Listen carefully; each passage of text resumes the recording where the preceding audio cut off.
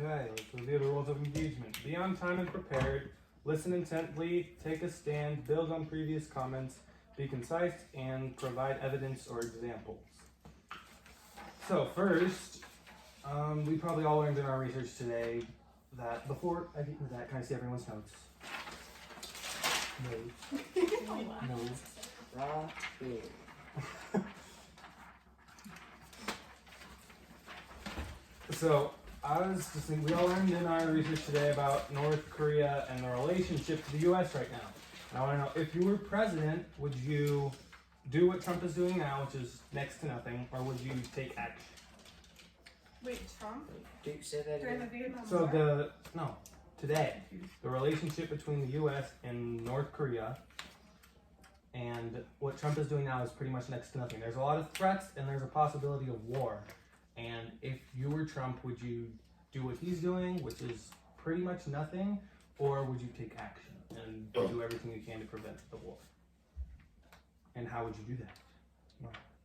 I would probably take action and to prevent war, but I don't really know how I would do that because I'm not president.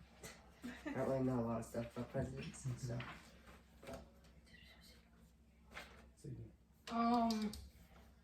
I would, you don't want to threaten them because with like that portion of Asia, we don't really have the strongest relationship with them at the moment. So I would probably let them make the first strike and then go off of that. So if they're willing, because we have the strongest military force on the planet right now. So if they really want to go there, we will most likely win. So I would probably let them make the first move before I like jump the gun and start it. I don't want to be the one. I would personally want to be the one where people say, oh yeah, he was the one who initiated World War III or whatever. No. Yeah, I agree with that. I don't think that you should like say, well, they're going to attack us. Even if we have no proof, and just attack anyways. I think what Trump is doing right now is fine because we haven't been blown up yet, and we have the technology to blow up missiles on their way over here. So we're very protected, and we have a lot of missiles also. So we have enough ammo to like protect ourselves and fight back. So I don't think that we need to take action at the moment. Just consider the fact that right now, North Korea, their dictator is like a crazy wacko dude, and he's really unpredictable. He's been known to like drop bombs for next to no reason and not drop bombs when it is necessary. And the last 3 or 4 years or so, they've all been working to develop a nuclear weapon and to make it better. I would probably change my idea because after I heard Zayden said, I would probably let them strike first. And then probably go off that. But yeah. I would probably warn them about like what's gonna happen if they do. 'Cause, like I don't want to threaten them, but I would want to like tell them that it's not gonna end well for you if you initiate this. Because I definitely wouldn't want to start it. Shiloh? I think it would be bad to be on the offensive side, especially if you find out that their army's stronger than yours. So I think that I would probably be doing what Trump is doing, and then if they attack, then defend your country. Do you guys think it'd be a good idea to maybe ask them to stop developing their weapons, or to like not use them, or turn them over to someone? Maybe? Number one, I think that would be a good idea, but I think it'd be pointless because they won't do it. They're not gonna. I don't think they would do it because they don't know. Because we haven't had, based on what happened in Vietnam, they don't know if we say turn in your weapons. And we're like, oh, that's a great idea, and they do that. We might like two-hand them because this is right when because Trump is a Republican and they've had a better history with Vietnam and all that. But then when the Democrats were elected and all that, they were the ones that I think that they had a very big role to play in causing the Vietnam War personally. Because if Nixon would have stayed president, things probably would have gone much more smoothly. There might have been a war, but I don't think it would have been nearly as severe. So I'd say, yeah, that's a good idea, but I don't think it'd be something they would agree to do at all. Well, it's a good idea, but we already gave them a bunch of warnings. Like, if you're gonna stop, we're gonna, like the UN, you gave them a bunch of warnings, and they don't do anything about it. They don't care, so I think it wouldn't work much. Although it depends on the country and the leader. And I think another good idea is if they strike first, and if they're the ones that initiate the thing, we're gonna figure out how powerful they actually are. And if we do that, we can go based off of that. Because if they launch, depending on how hard they hit us, we can go based off that and retaliate with that sort of measure. Like with Japan, I don't think the bombs should have been, I don't think it should have been nuclear bombs that were dropped. Maybe another form of a bomb, because 50 years later, they're still suffering from it. So it all depends on like a hand for a hand, not a hand for everything else.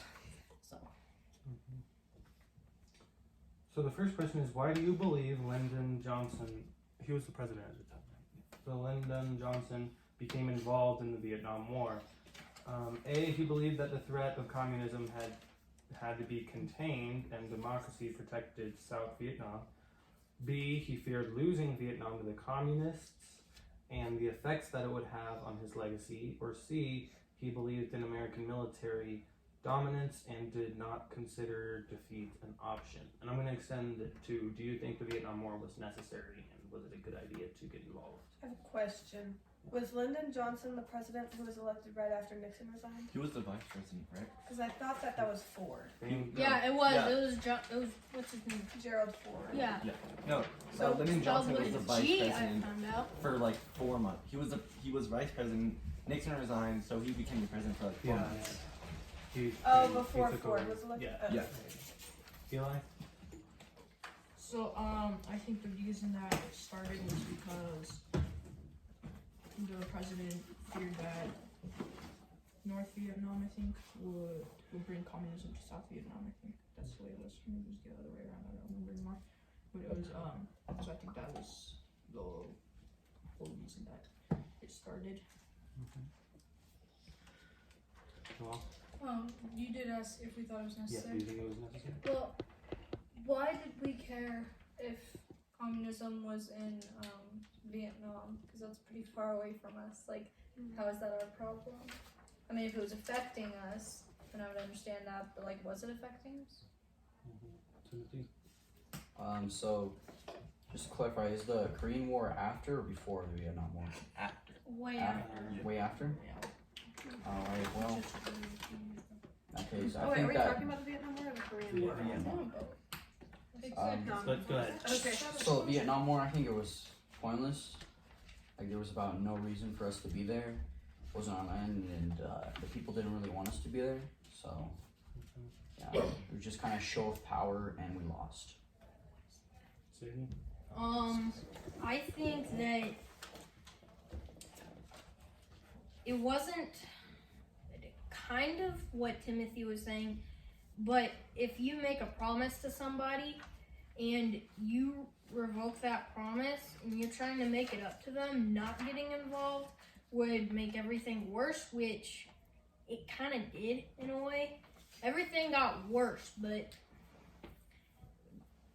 it's really weird. I do think a lot of it was pointless, but I think giving South Korea the promise that we would supply them all of their all the hardware, like piece for piece or whatever, 1-to-1 hardware or uses for things, I think that was pointless because North Korea kind of took that hard, oh, you're supporting them and not us, which they did kind of ask for that when they didn't attend the peace signing thing. And then when that happened, I mean, everything just went downhill after the Democrats were. So I think that part's pointless, but being there is kind of part of the deal when we signed that thing with Vietnam.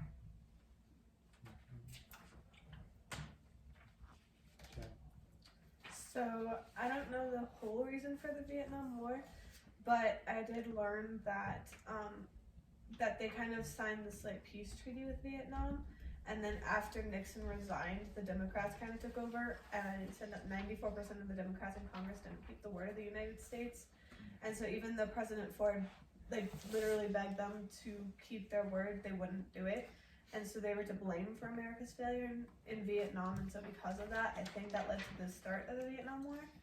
And so because of that, I think it was unnecessary, because if we just kept our word, we could have saved 250,000 lives in South Vietnam. But yeah, I don't know a whole ton about it, so. So the war really ended when we took our troops out of Vietnam. Do you guys think there would have been another way for the war to end other than us just leaving Vietnam? Was there a different way that the war would have ended? Like, either we wipe them out or we retreat. I don't think it's not that complicated anymore. Either you win or lose, whether your troops are completely annihilated or you retreat, and same with the other side, so that's pretty much all there is to debate.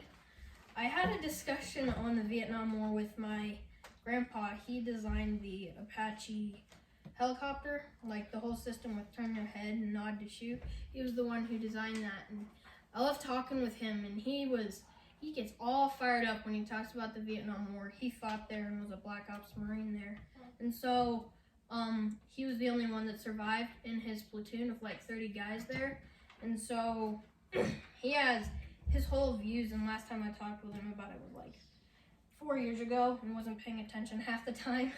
And so, I mean, we got too involved. We got too involved with most of it.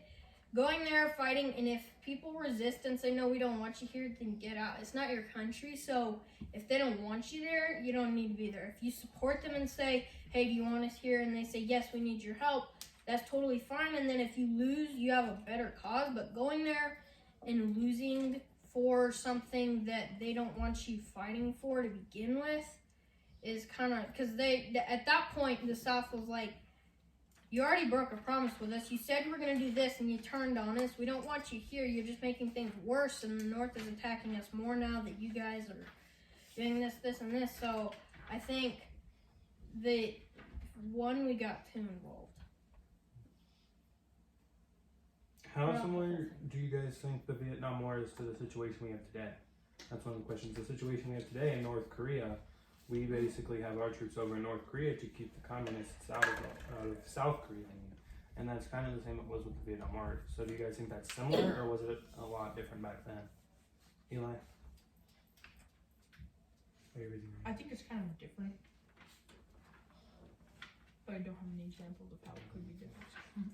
Wait, so we have our troops in North Korea preventing them from getting to South Korea?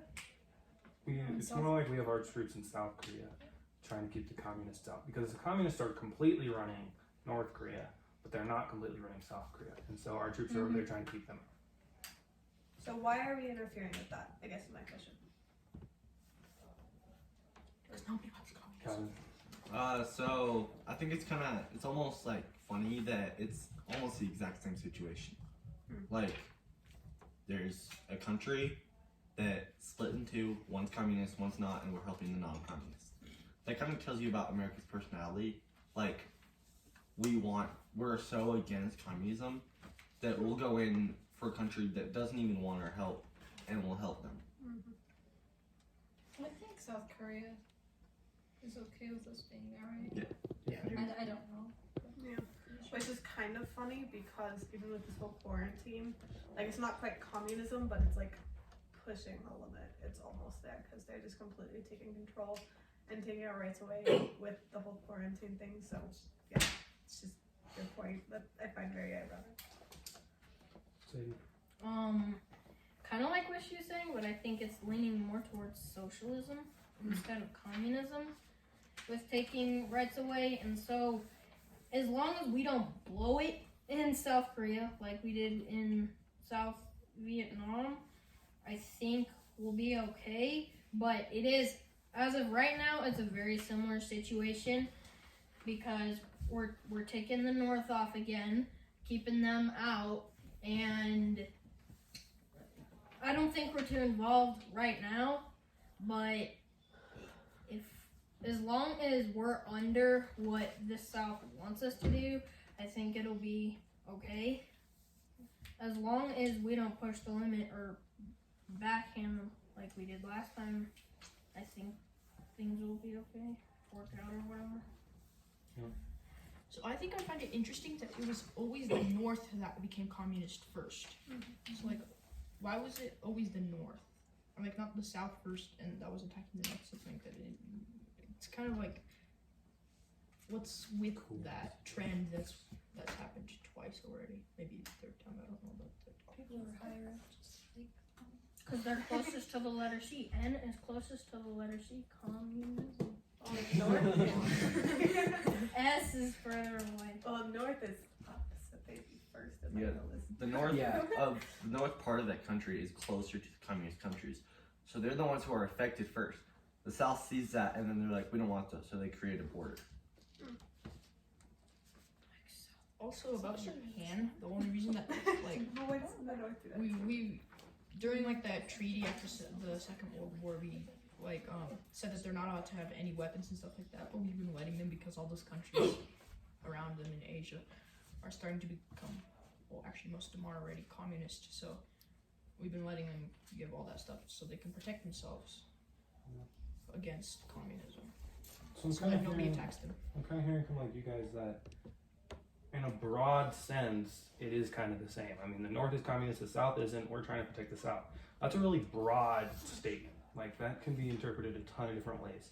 You guys probably don't know all the details, but do you think in a more specific way, it's the same, or are the circumstances different? And is our situation different? If you aren't as talking like generally, if you go down the ladder of abstraction and you get more specific, do you think it's still the same or is it different? I think it's a little bit different. He's different. It has a lot of similarities, but it's different. A lot more. I think it's kind of similar because right now a lot of people hate Trump for what he's doing and what he's not right now. So, like, that's what happened with Nixon. He resigned because he didn't want to be involved in a lot of that. And so, Trump, I don't think would resign. But with the election coming up, I find it kind of peculiar how the timing is happening because North Korea hates Trump. He's like they're polar opposites, worldview, opinions, and all that.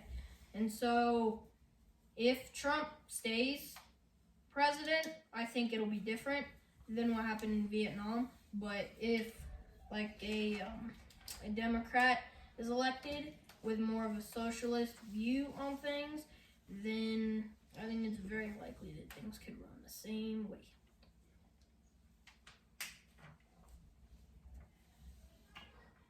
Do you guys think the defeat in Vietnam, was it driven more by economic, political, or ideological concerns? And what about today's situation in North Korea? So was it more economic, political, what does ideological mean? Like what you idolize, what you prioritize. Probably, because it's concerns, so ideological concerns. Yeah. Do you think it's more like economic, political, or more like physical, I guess? Which one do you guys think? Did you say when the Vietnam War ended? Both. Do you think the Vietnam War was driven by economic, political, or ideological, and the situation in North Korea? I think it's a little bit of both because politics and like economics usually start the fight, but physical fighting usually ends it. So I don't think you can have a war without either of those. Like maybe the Cold War, there wasn't that much physical fight. That was mainly just politics and threats. I think it was political because I don't think it had to do with the economy. But, I mean, it might have. But I think it was just like us being like, well, we want you to be like us. And I think we did kind of want to help, but we just were not very good at that. Like what Noel said, I think at the moment I think mainly it's political because Trump is a Republican and has more of a capitalist view on most matters. I'd almost say all matters, but I don't know all about it. And North Korea has the exact opposite, and so if the two clash, and so as long as Trump stays president, I think it's just gonna stay political. But if a new one's elected, things are just gonna be rearranged in such a way that it might go the same way last time, which would affect both of our economies. So like throughout World War II, and World War I, all like trading routes and everything from country to country, like Europe, like some of Europe and South America would trade with the US and we go back and forth. Like all of that was shut down and the economy was like halted throughout those wars. So it all depends on how things go, because if it goes one way, I think during the war it's all gonna happen at some point. It's just a matter of which order. So what do you guys think played the greatest role in America's defeat in Vietnam? Was it the Americans' change of public opinion about the war, the role the media played in broadcasting the war, or the presidency of the Viet Cong and I don't even know what it means. Guerrilla warfare, something like that. What? Okay, the really big questions are gonna throw me. So like, what do you think played the greatest role in America's defeat? I think kind of all three of those, because the last guerrilla warfare, like the Vietnam started, like there was no front line in the Vietnam War. There was always ambushes, stuff like that. Then the change in like the media, the reason why we pulled our troops out of Vietnam was because pretty much all of America was saying we want our like soldiers to come back because people are just dying, and then like not even for our country. And then what was the other question? The role the media played in broadcasting the war, or the presidency of the Viet Cong and guerrilla warfare. Guerrilla. But like I think it was the first one that I have last. I think like she said, 90% of the Democrats. Yeah, 94. 94% of the Democrats said that we should not help South Vietnam, and that if we helped them, then the war would have been completely different, I think.